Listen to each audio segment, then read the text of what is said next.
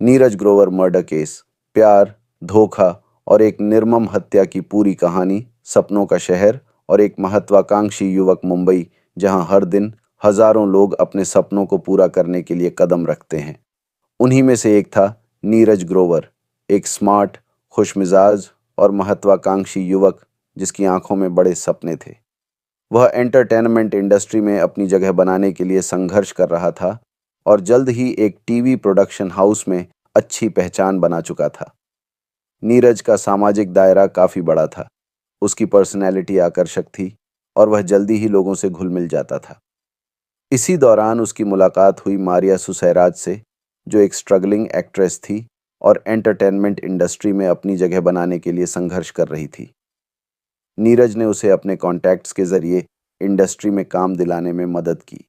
धीरे धीरे दोनों के बीच दोस्ती गहरी होती गई, लेकिन यह दोस्ती सिर्फ दो लोगों तक सीमित नहीं थी। मारिया का पहले से एक सीरियस रिलेशनशिप था और उसका बॉयफ्रेंड एमिल जॉर्ज मैथ्यू इस दोस्ती से बिल्कुल खुश नहीं था। प्यार, जलन और पजेसिवनेस। मारिया बेंगलोर की रहने वाली थी और एक आर्मी परिवार से ताल्लुक रखती थी। उसका बॉयफ्रेंड एमिल जॉर्ज मैथ्यू भारतीय नौसेना का एक अधिकारी था। उनका रिश्ता लंबे समय से चल रहा था, लेकिन जब से नीरज की एंट्री हुई, एमिल को इस दोस्ती पर शक होने लगा। एमिल बेहद पजेसिव और गुस्सैल स्वभाव का था। उसे यह पसंद नहीं था कि मारिया किसी और से इतनी नज़दीकी बढ़ाए। वह कई बार मारिया से नीरज को लेकर सवाल करता था, लेकिन मारिया हमेशा यह कहकर टाल देती थी कि वे सिर्फ दोस्त हैं। लेकिन एमिल का शक गहराता गया।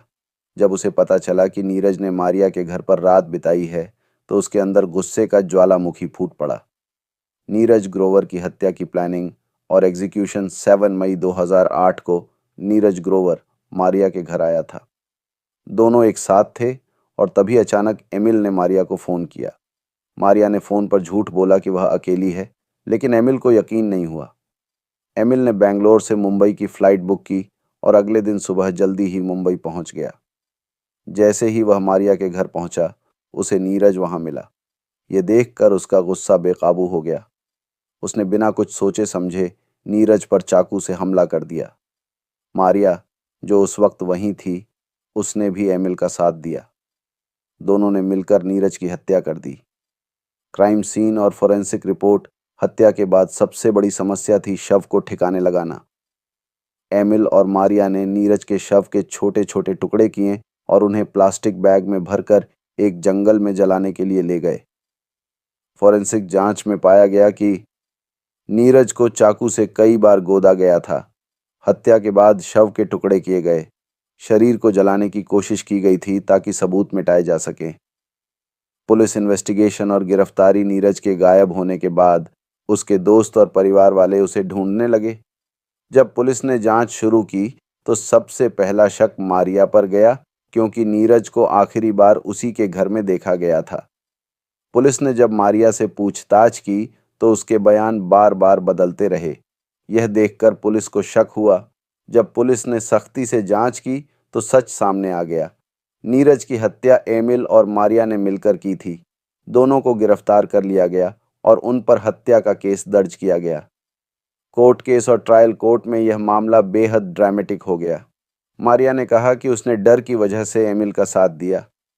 एमिल ने कहा कि उसने गुस्से में हत्या की। कोर्ट का फैसला।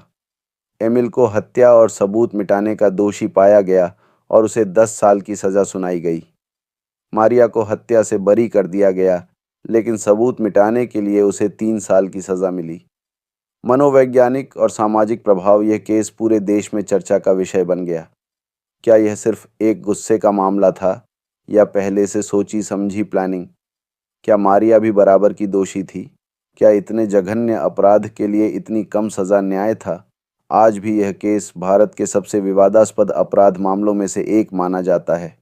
नीरज ग्रोवर की हत्या सिर्फ एक अपराध नहीं थी, ये एक जुनूनी प्यार, जलन और अंधे गुस्से का परिणाम थी। यह कहानी एक चेतावनी है कि प्यार और गुस्से की सीमा अगर पार हो जाए तो इसका अंजाम कितना भयानक हो सकता है।